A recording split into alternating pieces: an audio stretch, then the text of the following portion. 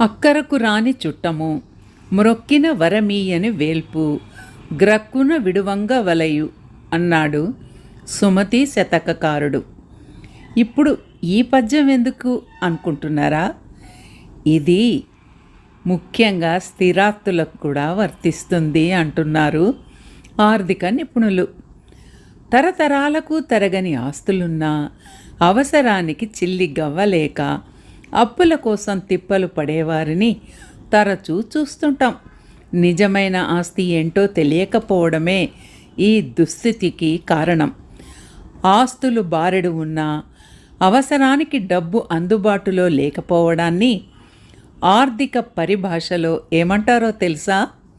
Asset rich, cash పూర్గా పరిగణిస్తారు. మీరు కూడా ఈ కోవకు చెందినవారైతే వెంటనే మారండి.